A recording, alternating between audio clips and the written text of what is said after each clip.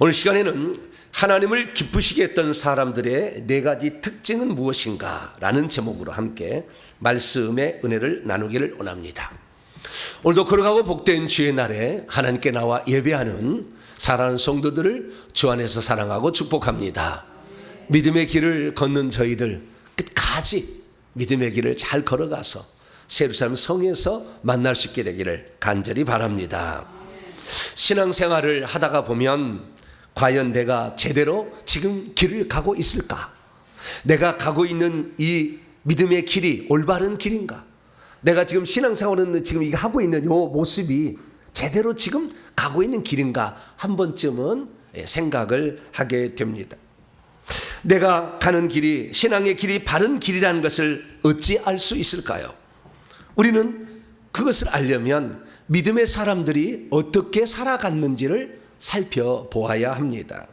과연 누가 성경에서 하나님이 인정해 주시는 삶을 살아서 결국에 요한계시록의 말씀을 빗대어 얘기하게 되면 이기는 자가 되어서 새 예루살렘의 성에 들어가게 되고 거기에서 상속자, 기업을 유업으로 물려받은 자가 되었는가라는 것을 살펴보면 알 수가 있는 것이죠.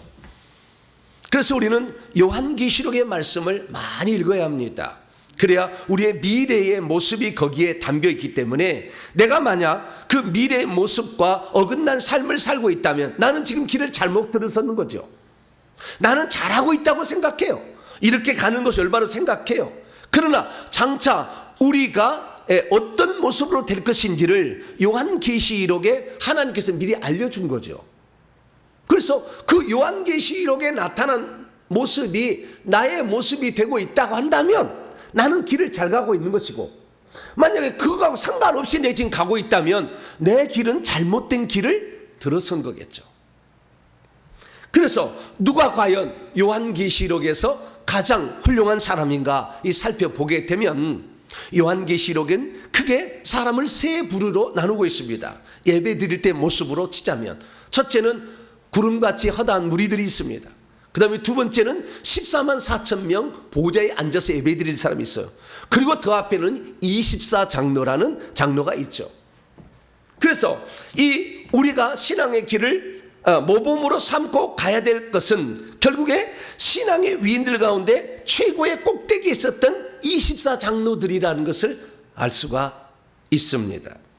그래서 나도 24장로들처럼 믿음의 길을 걸어가려면 어떻게 걸어가야 될 것인가? 나도 그들처럼 천국에 들어가게 되고 그들이 천국에 들어가서 아버지께 사랑받는 자가 되어서 하늘나라를 유업으로 물려받은 사람이 되었다고 한다면 나는 과연 어떻게 살아야 될 것인가를 늘 생각해야 되는 것이고, 그 길을 내가 지금 걸어가고 있다면 나는 지금 길을 잘 가고 있는 것이죠. 그래서 오늘 시간에는 내가 지금 걸어가고 있는 것, 특별히 회개하고 천국을 사모하며 가는 이 길이 하나님이 기뻐하는 길인가? 하나님이 어떻게 바라보고 있는 것인가를 살펴봄으로써 오늘 내가 어디에 포지션을 두고 가야 될 것인지를 정확히 한번 추스리는 복된 시간이 되기를 간절히 바랍니다. 자, 그럼 오늘 본문 말씀은 어떤 말씀입니까? 믿음으로 아브라함이 부르심을 받았을 때에 순종하여 장차 유업으로 받을 땅에 나아갈 때에 갈 바를 알지 못하고 나아갔으나 동일한 약속을 함께 물려받은 이삭과 야곱과 함께 장막에 거주하면서 설계자이시고 건축가이신 하나님이 주실 하늘의 새 예루살렘 성을 바라보고 갔다라고 했다는 말씀입니다. 히브리서 11장은 믿음장이라고 합니다. 그리고 여기에 등장하는 인물들을 보면 신앙의 대위인들이었다는 사실을 알 수가 있습니다.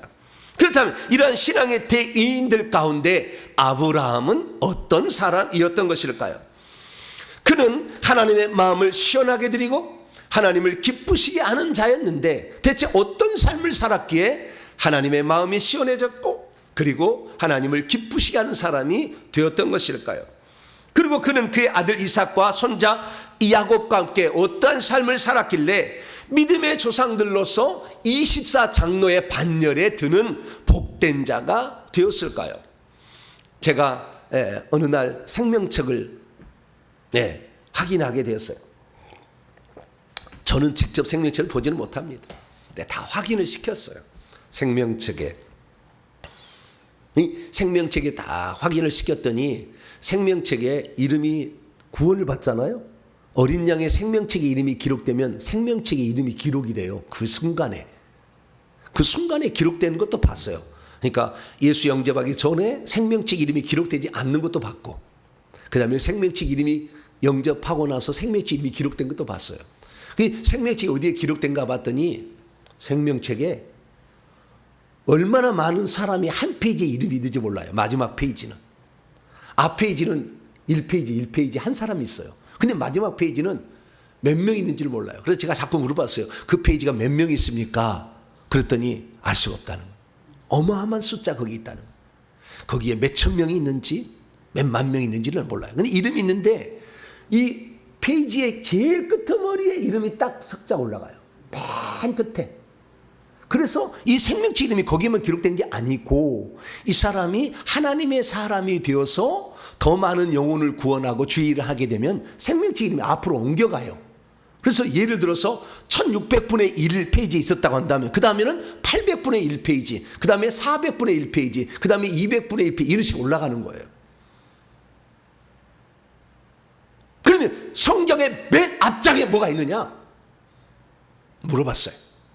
다 주님이 보여주는 거죠. 아브라함. 생명책의 1페이지에 누가 있다고요? 아브라함. 성경의 그 많은 인물 가운데 아브라함이 생명책의 1페이지에 있어요. 그래서 이 우리들도 아브라함과 똑같이 성정을 가진 사람 아니겠어요? 그런데 과연 우리가 이 세상에서 아브라함처럼 나그네와 같은 삶을 살고 있는데 대체 아브라함은 무엇을 가장 중요하게 여겼길래 주님이 생명책에서 제1번으로 그를 기록을 했겠는가를 생각을 해봐야 되는 거죠. 믿음의 길을 끝까지 걸어간 사람들이 얻게 될 그 축복이 무엇인지를 우리가 좀 더 생각해보고 오늘 내가 길을 걸어가야 되지 않겠나 생각을 하게 되는 것입니다. 저는 생각합니다. 우리 일평생에 가장 제가 우리 성도들이 잘한 것은 주 예수 그리스도를 나의 구주로 믿게 되었다. 할렐루야. 가장 잘한. 두 번째 잘한 것은 회개의 중요성을 깨닫게 되어서 천국을 사모하며 그 길을 걸어가게 되었다. 할렐루야. 저는 이렇게 봅니다. 그런데 문제는 뭐냐? 아직도 그 문제가 풀리지 않는 사람, 내 자식의 문제가 있는 거죠. 내 자식 중에 믿지 않는 자가 있어요. 믿음의 길을 걸어가지 않는 자가 있어요. 내 가족 중에 그런 사람이 있을 때 우리는 얼마나 마음이 아프냐 그 말이죠. 그래서 우리가 그 믿음의 길을 걸어가는데 어떠면은 내 자식이 안 돌아올 것 같고 내 배우자가 안 돌아올 것 같고 과연 신앙생활을 같이 할 수 있을까라는 생각을 갖게 되었을 때 어떤 마음 우리가 가져야 될 것인가 우리는 한번 좀 생각해 봅니다. 오늘 본 말씀은 어떤 말씀입니까? AD 64년에서 66년경 사도 바울로 추정되는 히브리서 기자가 로마 교회의 유대인 그리스도인들에게 보낸 편지인데 이들은 예수님을 믿는 것 때문에 고난을 받고 불이익을 당하고 재산을 몰수당하고 감옥에 갇히고 사람들로부터 비난과 조소를 듣고 있었습니다.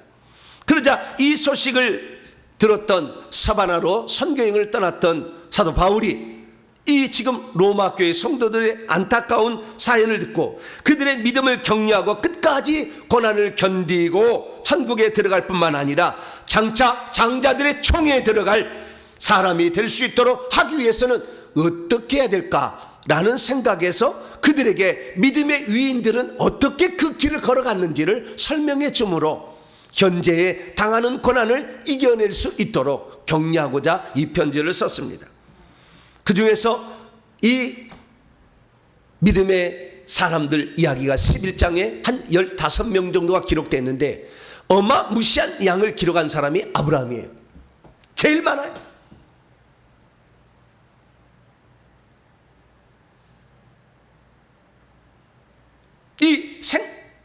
이 히브리서 11장에 이 많은 양이 기록된 만큼 천국에서도요 많은 생명체의 양이, 생명체 그런 게 기록되어 있는 거예요.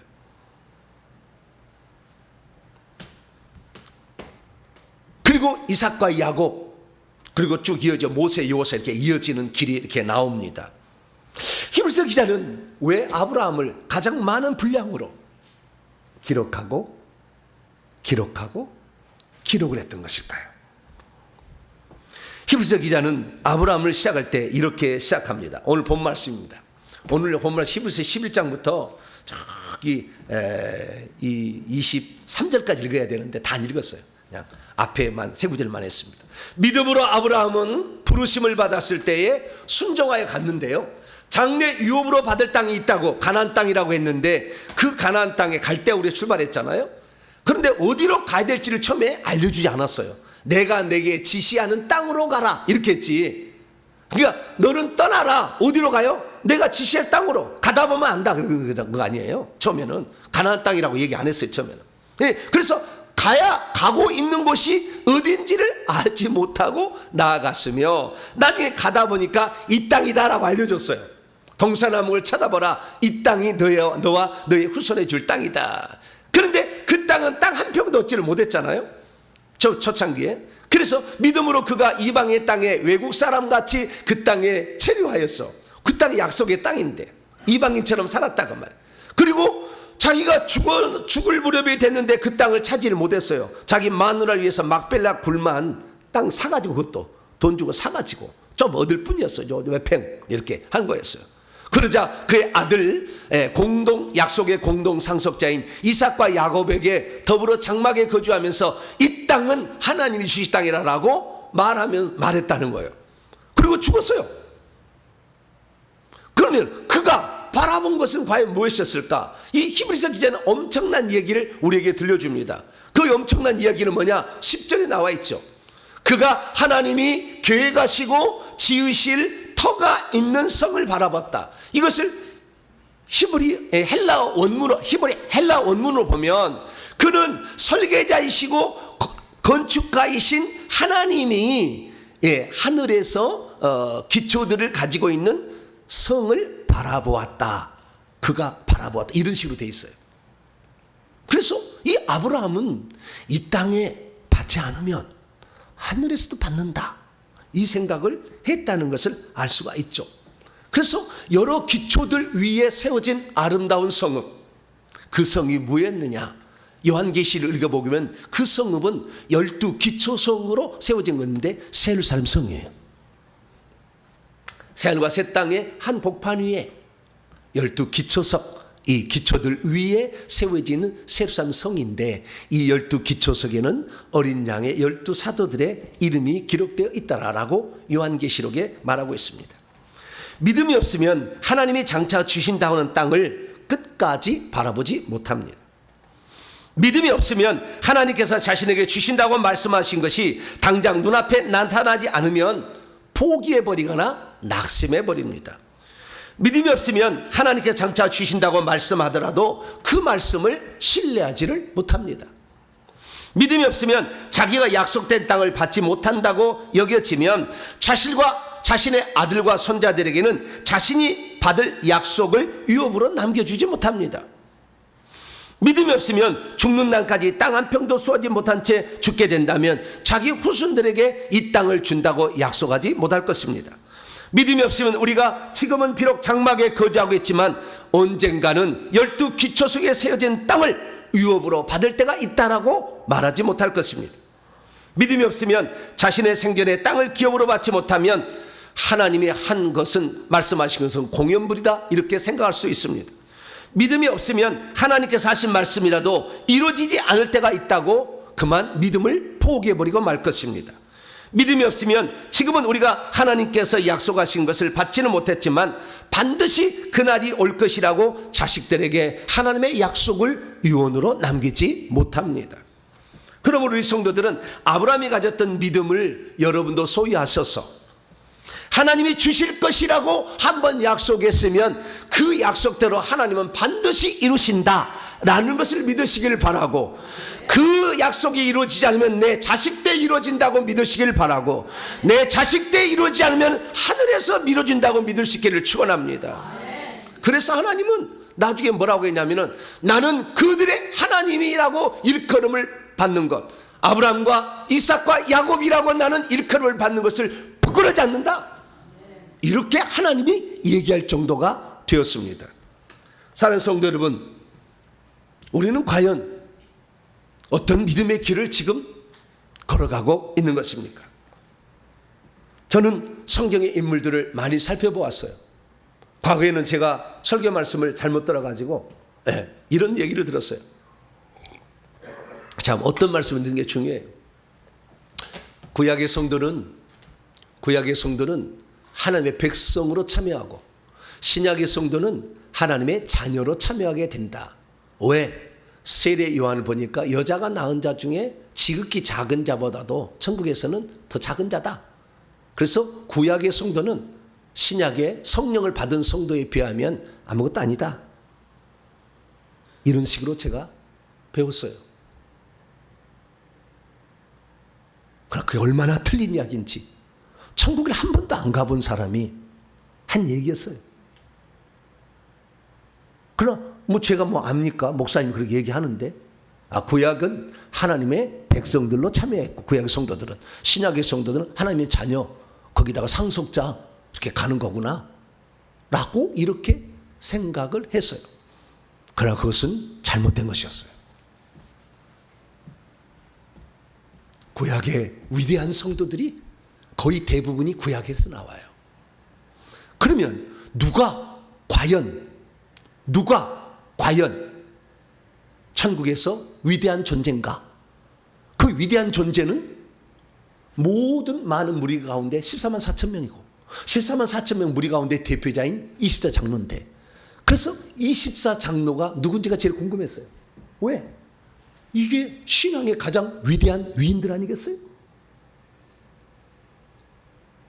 나중에 살펴봤더니 20명 가까이가 구약의 인물이에요. 24명 가운데. 아주 구약을 난 무시했어요. 죄송합니다, 아브라함님. 잘 몰라가지고. 그래서 똑바로 차리자, 정신.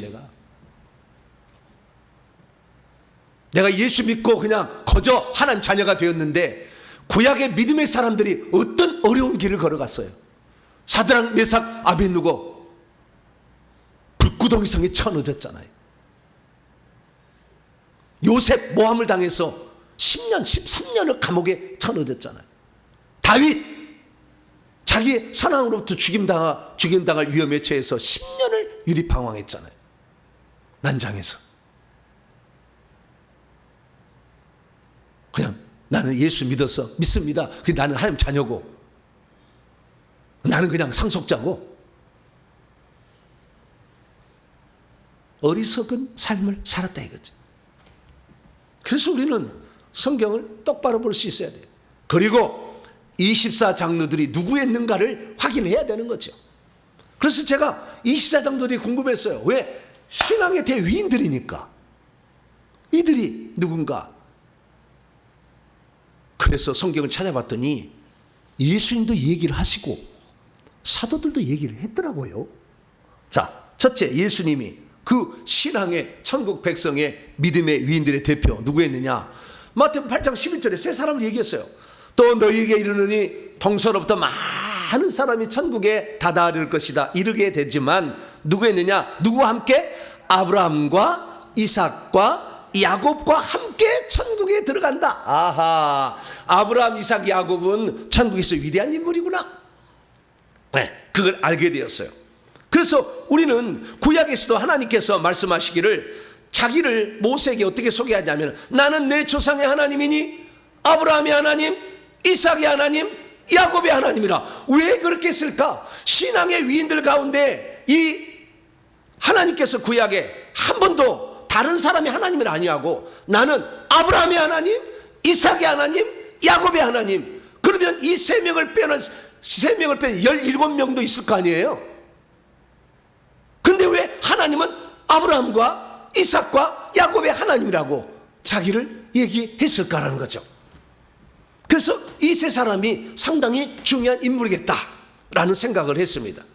두 번째는 뭐냐? 두 번째는 예수 그리스도께서 변화산상에서 장차 이 세상을 떠나서 십자가에 죽으실 것을 의논하실 때 하늘의 사람을 두 사람을 불러왔어요. 그 사람이 누구냐? 그 사람이 모세와 엘리야예요. 나중에 봤더니 모세는 율법의 대표였고 엘리야는 선지자의 대표였죠. 그래서 모세와 엘리야도 이 천국에서 엄청난 위대한 인물이다 라는 사실을 나중에 또 알게 되었습니다.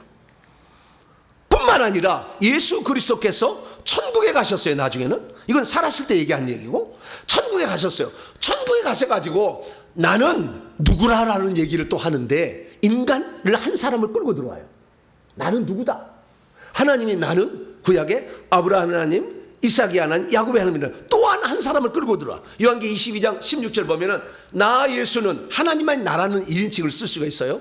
나 여호와는 구약이 이렇게 하는데 똑같은 거예요. 나 예수는 교회들을 위하여 내 천사를 보내어 이것들을 너에게 증언하게 하였노라. 나는 다윗의 뿌리요 자손이니 곧 광명한 새벽별이라. 다윗이라는 인물을 또 끌고 들어와요. 아, 천국에서 다윗이라는 인물이 보통 인물이 아니구나 라는 사실을 발견하게 됩니다. 그래서 제가 예수님께서 20세 장로가 누군지를 차근차근 이렇게 얘기해 주셨다는 걸 알게 돼요. 그런데 히브리서에 들어와서 깜짝 놀랍니다. 히브리서에 들어와서 깜짝 놀라요. 제가 히브리서 강의를 해놨어요. 여러분들 히브리서 강의를 들으시면 11장 강의 들어보세요. 11장 강의를 3편이나 내겠어요. 엄청나게 했어요. 깜짝 놀라게 돼요. 그러면 이들을 히브리서 11장에 나오는 믿음의 15명 정도 이름이 거론이 되는데 이름이 거론되냐고 서술로만 된 사람도 있어요. 근데 이름은 15명 정도 나와요. 그런데 이 히브리서 11장에 기록된 인물들 아벨, 에녹, 노아, 아브라함, 이삭, 야곱, 요셉, 모세, 여호수아는 이름으로 안 나와요. 그냥 다윗 이렇게 나와. 이런 사람들이 여기에 나오는데 이런 사람들의 특징이 뭐 있느냐? 한마디로 요약하면 믿음이 있었다는 거예요. 다 믿음으로 천국을 해요. 믿음으로 아브라함은, 믿음으로 모세, 믿음으로 다 이렇게 시작한다는 거예요. 그래서 믿음을 가졌다는 거예요. 근데 그 믿음은 뭐냐? 하나님을 기쁘시게 한다. 할렐루야. 그래서 이 신앙의 놀라운 위대한 인물들은 하나님의 마음을 시원하게 해드리고 기쁘게 해드렸는데 전부 무엇으로 했느냐? 믿음으로 했더라. 할렐루야. 이것을 히브리서 11장에 우리에게 얘기해주고 있는 것이죠. 그러면 이 믿음으로 하나님을 기쁘시게 했던 이 위인들, 이들 중에서 24장로는 누굴까? 우리 개혁성경이 번역을 잘못해놨어요. 그래서 장로들인지를 꿈에도 방금 읽었던 인물은 다 장로들이에요. 24장로들이에요. 제가 천국에서 다 확인했어요. 왜 그 사실을 몰랐을까? 자, 여러분 성경책 히브리서 11장 1절과 2절을 한번 읽어봅니다. 개혁성경 말씀을 같이 읽어봅니다. 시작. 믿음은 바라는 것들의 실상이요 보이지 않는 것들의 증거니 선진들이 이로써 증거를 얻었느니라. 뭐라고요? 누가 이 증거를 얻었어요? 믿음으로 산 사람들을 바라 아직 붙잡지 않았지만 바라고 소망하는 것들의 실체라는, 바라고 소망하는 것이 실제가 있다는 걸 믿는 것이고 보이지 않지만 이것이 확실하다는 걸 믿은 거 아니에요? 그런데 누가 이런 증거를 얻었다고요? 선진들이. 근데 헬라어 원문 성경을 보면 프레스비테리안이 나와요. 이게 무슨 말이냐면 장로들이라고 해요. 뭐라고요? 장로들이라고 나와요.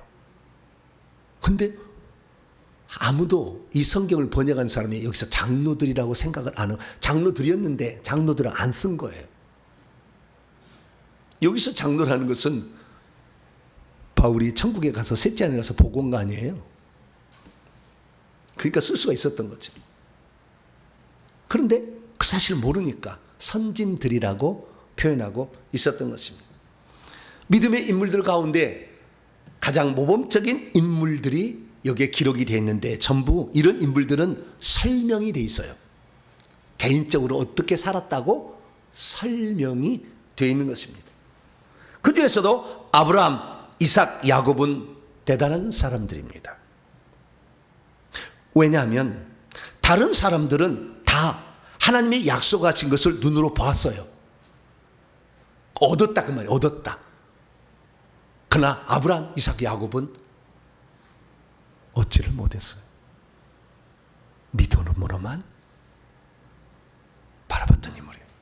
그래서 아브라함, 이삭, 야곱 이야기를 엄청나게 하는 것이고, 그 중에서 아브라함을 최고로 많이 계속해서 언급해서 얘기를 하고 있는 것입니다. 그래서 제가 이들이 대체 얼마나 영의 나이가 되었길래 믿음의 길을 걸어갔나 살펴봤더니, 아브라함은 영의 나이가 20살이에요. 이삭은 18살이에요. 야곱 20살 똑같아요. 엄청난 믿음의 사람에게 고난의 시련을 견뎌냈던 거예요. 그래서 이 성경의 다른 인물들은 대부분 다 그 결과들을 지켜, 아벨은 예외예요. 너무나 빨리 죽어버려가지고. 그러나 다른 사람들 다 결과를, 모세도 어느 정도 결과를 보고, 여호수아도 어느 정도 결과를 보고, 다 결과를 본다 그 말이에요. 요셉도 결과를, 부경화를 누리잖아요. 그런데 아브라함, 이삭, 야곱은 그러지 않았다는 것이죠. 그래서 이 하나님을 기쁘시게 했던 이 사람들의 이야기, 특별히 아브라함, 이삭, 야곱, 모세, 다윗을 비롯한 이 사람들의 이야기를 종합해 보면은 누가 하나님을 기쁘시게 해서 마지막 순간에 최고의 영광로운 그 자리에 앉게 되었는가를 확인할 수가 있는데, 그 특징을 보면 4가지로 요약이 될 수가 있어요. 이 믿음의 길을 걸어가서 하나님을 기쁘시게 했던 믿음의 선배들은 4가지 정도로 그 특징을 요약해 볼 수 있어요. 첫 번째는 뭐냐? 오직 이들은 이 땅에 살았지만 하늘에 있는 성, 곧 천국에 있는 새 예루살렘 성과 그 기업을 바라보며 일평생에 살다 갔다는 거예요. 자기 시대는 주님의 약속이 혹시 성취되지 못한다고 할지라도 하늘에서는 반드시 그걸 받게 될 거라는 그 믿음을 가지고 살았다는 거죠. 저는 생각해 봐요. 우리 성도들한테 제가 회개를 시키는 거예요. 회개하면 됩니다. 목사님, 제 딸이 정신적으로 온전하지 못해요. 어떻게 해요? 회개합시다.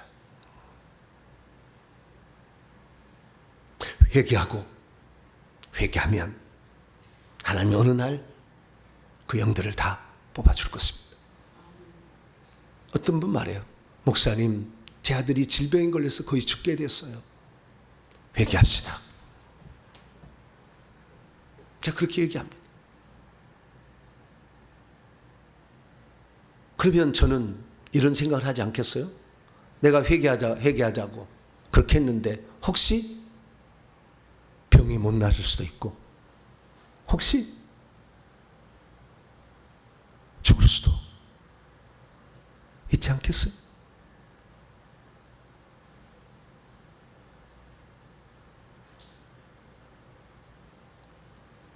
저는 그럼에도 불구하고 회개를 꾸준히 하는 성도들을 바라볼 때 나는 이 말밖에 해드릴 게 없어요.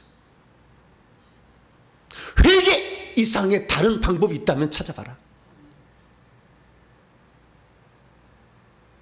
우리가 이 시대에 할 수 있는 마지막의 방법은 무엇인가? 이것은 회개 이상의 다른 것이 없다. 왜? 속에 우리에 들어와서 저주를 일으키고 있는 영들은 다 귀신들, 뱀들이니까. 회개하면 나가니까. 그래서 저는 얘기를 합니다. 그래서 믿음의 인물이었던 아브라함이 어떻게 살아갔는가를 생각해 봤어요. 오늘 본문 말씀입니다. 믿음으로 아브라함은 부르심을 받았을 때 내가 너에게 줄 땅이 있다 그랬지만 어디로 가야 될지를 알지 못했지만 하나님을 믿고 따라갔다는 거 아니에요?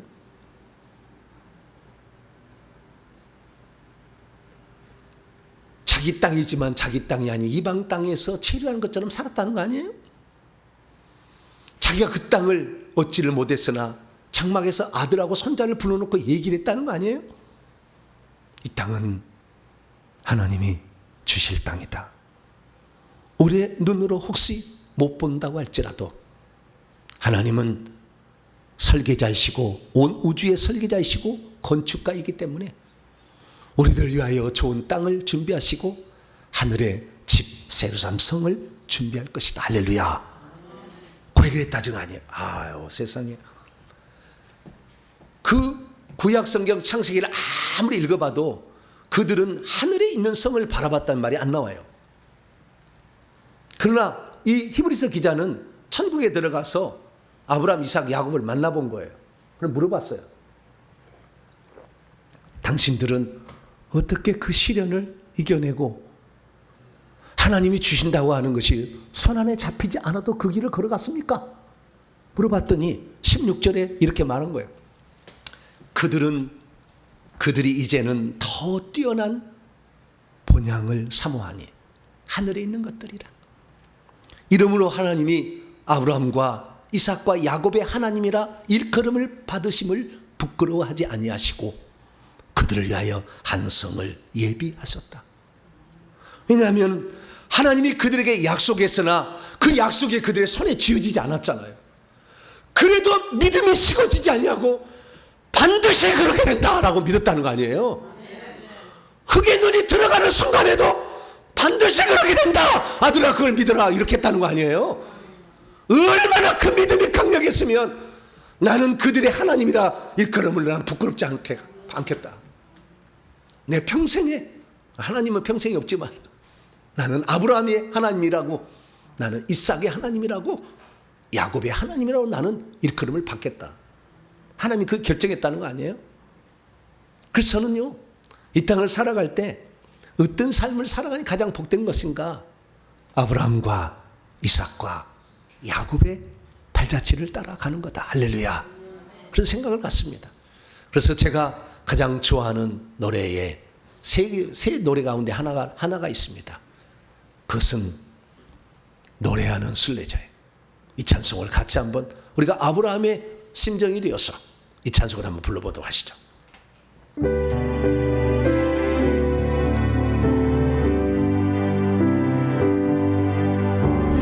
하늘에 곡조 울리네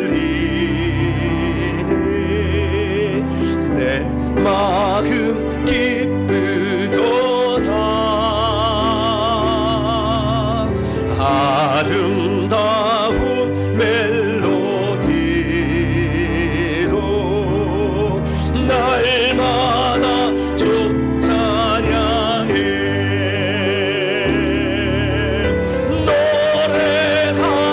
노래하는 순례자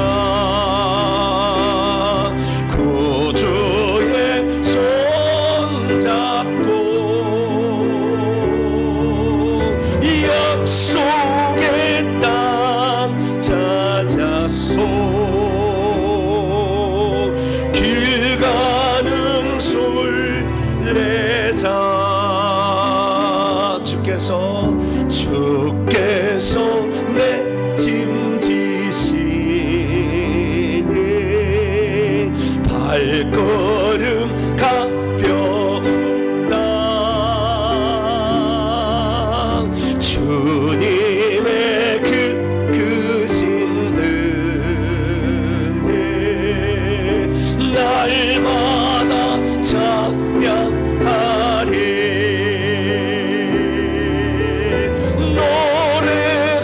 노래하는 순례자 구주의 손잡고 약속의 땅 찾아서 길 가는 순례자 언젠간 강 건너 주를 기쁘게 만나리니 순례자 나가는 길에 두려움 없으리라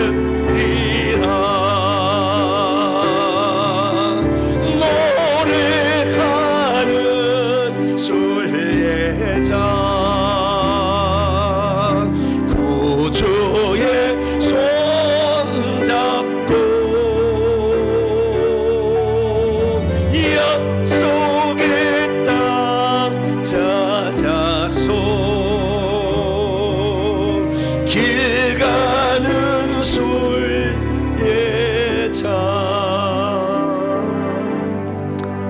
할렐루야. 참 어떤 믿음을 갖느냐. 하나님이 그래서요, 하나님이 약속한 것이 이 땅에 이루어지지 않으면 하늘의 상이 어마어마하게 크다. 할렐루야. 절대 실망할 필요 없다. 믿음의 길을 걸어갔던 사람의 첫 번째 특징은 이 땅에 소망을 두지 아니하고 하늘에 소망을 두고 살았더라. 두 번째, 하나님이 그들에게 어떠한 말씀을 하셔도 100% 순종했더라. 이것이 두 번째 특징입니다. 아브라함이 하나님이 부르심을 받고 출발했을 때 목표가 분명하거나 땅이 보인 게 아니었다는 거예요. 그러나 성경은 창세기 12장 4절에 너 나를 따라올래? 그랬더니 아브라함이 하나님의 말씀을 믿고 따라갔대요. 얼마만큼 가야 될지, 언제 그 땅에 도착할지, 살아있을 때 그 땅을 얻게 될지 몰랐으나 하나님의 말씀을 따라갔다. 할렐루야. 히브리서 기자는 뭘까 얘기하느냐? 장래의 유업으로 받을 그 땅을 향하여 나아갔지만 갈 바를 알지 못하고 나갔다. 더욱이 하나 더 얘기하기를, 창세기 22장 얘기를 빗대어 아브라함은 시험을 받을 때 네 독자 이삭을 바치라. 바쳤대요. 아마 보통 사는 걸, 줄 때는 언제고 주님 왜 또 뺏어갑니까? 나 바라지도 않았었잖아요. 그러나 하나님이 주신다고 해서 주신 거 아닙니까? 그래서 주셨으면 둘이 알콩달콩 살게 해야지. 또 데려가는 것은 또 무슨 이유십니까? 이렇게 얘기하지 않았다는 거예요. 하나님이 그거 내가 필요해. 그러면 네. 그랬다는 거예요. 이게 하나님이 기뻐하는 사람의 두 번째 특징이었다 말씀드릴 수 있어요. 다음에 세 번째 특징은 뭐냐면, 하나님께서 그 길을 걸어가라 할 때 불어닥친 수많은 시련과 고난이 있어서도 그 고난 앞에서 흔들리지 않고 끝까지 감사함으로 그 길을 걸어갔다는 것입니다. 할렐루야. 특히 모세의 경우는 그렇던데요, 이 모세는 가만히 있으면은 애굽의 왕이 될 사람이에요. 왕이 될 모든 학문과 지식을 익혔어요.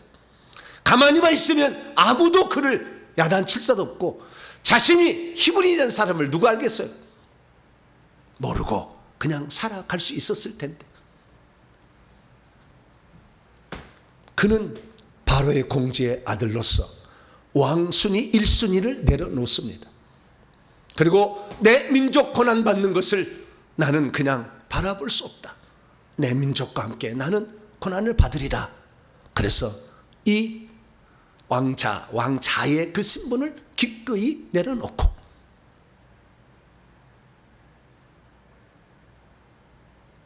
자신의 삶을, 일생을 하나님께 바쳤으니, 그는 자신을 부르신 이도 하나님, 내 길을 가게 하신 길도 그렇게 또 하나님, 고난을 닥쳐도 그 고난을 이기게 하실 하나님이 있다는 것을 믿었기 때문에 그는 그 길을 걸어간 줄 믿으시기 바랍니다. 그리고 마지막 네 번째로, 하나님을 기쁘시게 했던 사람들의 특징은 뭐냐? 이 세상에 어떠한 것도 귀중하다고 여기지 아니하고 오직 하나님을 얻고 하나님의 뜻대로 살아가는 것을 가장 큰 기쁨과 보화로 여겼다는 것입니다. 최고의 가치는 이 세상에 어떤 지위에 있는 것이 아니다. 어떤 자리에 있는 게 아니라 하나님께서 나를 버리지 않고 내가 그 길을 따라갈 수 있다면 나는 모든 것을 내려놓는다. 할렐루야. 그렇게 갈아갔다. 이 다윗의 대표적인 삶이 아니겠어요? 이 다윗은 어떻게 해서 그 예루살렘을 정복했습니까? 죽을 고비를 하고 전쟁을 합니다. 어느 날 정말 죽게 생겼는데 자신의 부하가 오지 않았다면 살 수 없는 위험한 지경에 처할 때 있었어요. 그래서 어느 날 그 부하가 무릎을 꿇고 얘기합니다. 죽은 이스라엘 등불이 꺼지면 안 됩니다. 이제 이 정도 하셨으면 당신 잘했습니다. 우리가 정복할 테니까 우리에게 맡기시고 더 이상 전쟁하지 마세요. 당신이 이 나라를 평온케 안정케 하는 그 왕으로서 삶은 이 정도로 충분합니다. 부하가 그렇게 얘기를 해줘요.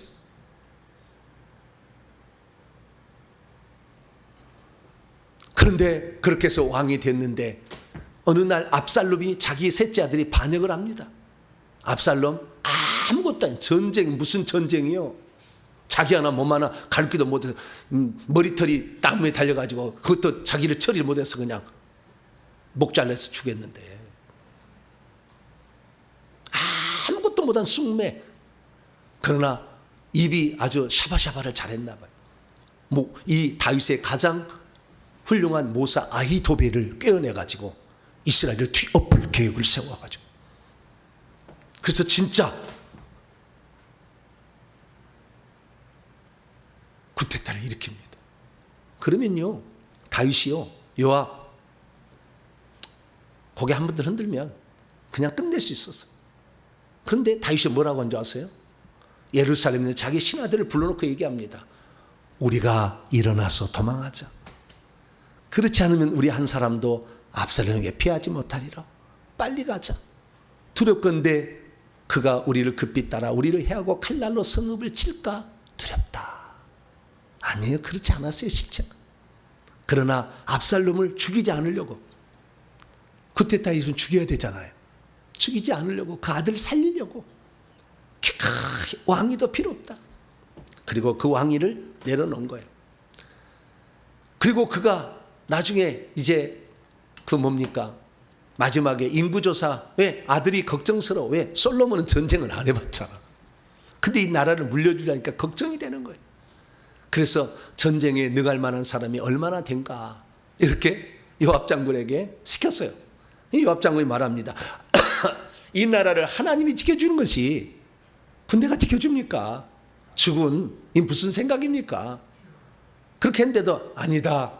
그래도 내가 죽기 전에 내 아들이, 그래도 내 아들이 나라를 통치할 만한 군인들이 얼마나 되는지 확인하고 싶다.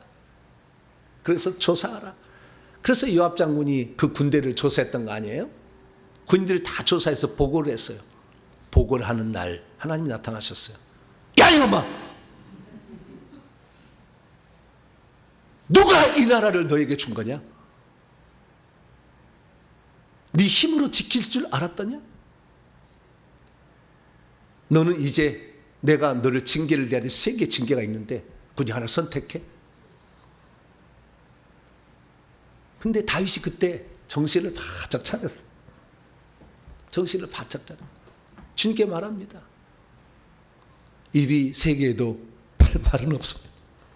근데 그때 뭐라고 했냐면, 범죄한 것은 나와 내 집인데 이 백성을 치료하십니까? 차라리 나를 죽여주세요. 나를 죽여주세요.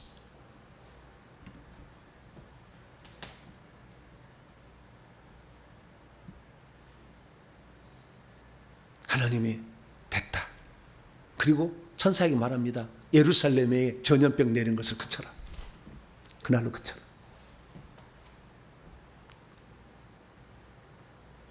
그가 이제 죽을 때가 되었어요. 솔로몬을 부릅니다. 솔로몬아, 너는 너의 아비의 하나님을 알아야 된다. 솔로몬을 부르고 예언을, 그리고 하나님께 그가 드리는 기도를 드립니다. 뭐라고 예언을 기도를 드리냐? 나와 내 백성이 무엇이기에 나의 말을 따라서 즐거운 마음으로 이 성전을 드릴 헌금을 드릴 수가 있습니까? 나는 모든 것이 주님으로부터 나왔기 때문에 주님의 손에서 받은 것을 다만 다시 되돌려 줄 뿐입니다. 그렇게 하면서 자기 목숨 걸려서 그렇게 취득했던 그 모든 전리품과 모든 돈들을 다 모아서 남김없이 성전 공사를 하는데 싹 바치고 운명을 합니다.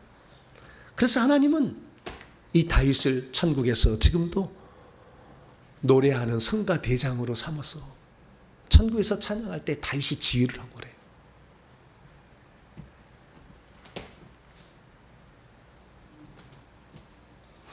결국에 나는 생각해 봤어요. 이 땅에 저도 목회자로 이 땅에 태어나서 말씀을 증언하는데 어떤 길이 성도들이 가야 될 가장 바른 길일까?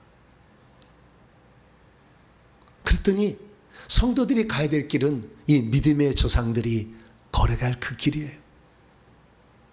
그래서 누가 그러면 이 구약 성경에 기록된 삶을 그대로 살아냈을까 했더니 사도 바울이더라고. 그는 첫째로 부르심을 받을 때 이 땅의 상이 아니라 하늘의 부르심의 상이 있다는 것을 향하여 부지런히 그는 경주를 하였습니다. 두 번째, 그는 그 경주를 하되, 첫 번째, 그 경주를 하되 부지런히 경주를 하였고요. 두 번째, 자신이 걸어갈 길이 어떤 것이라고 알려줬을 때 그 길을 목숨 걸고 그 길을 걸어가는 거예요.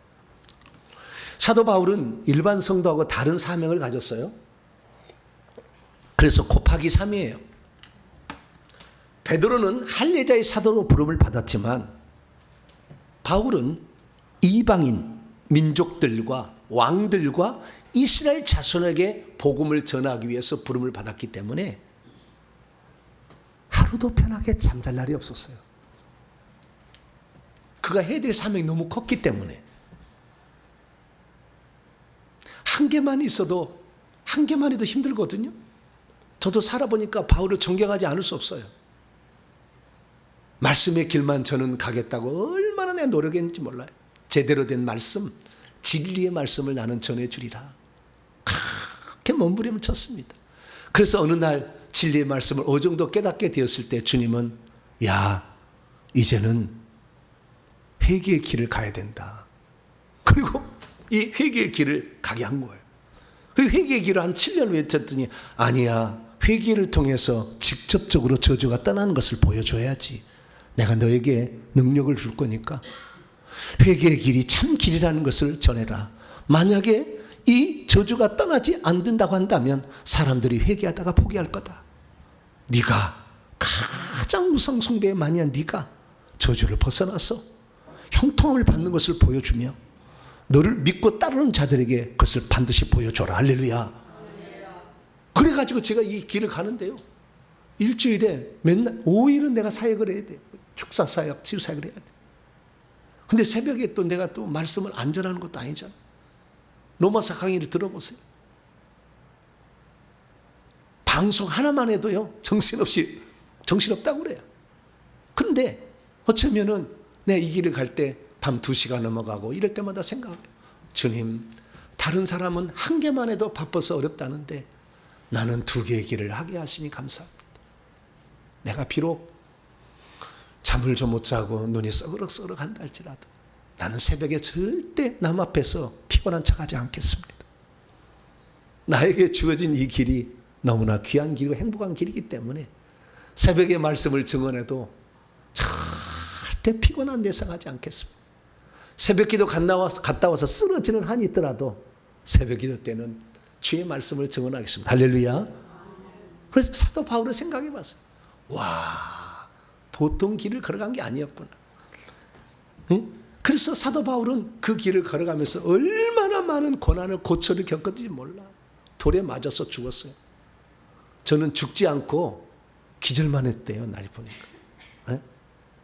기절만 했더라고. 그래서 야, 우리 사도 바울은 죽었어 한 번은. 그 길에 비하면 나는 너무나 작은 길을 가고 있구나 생각을 했어요.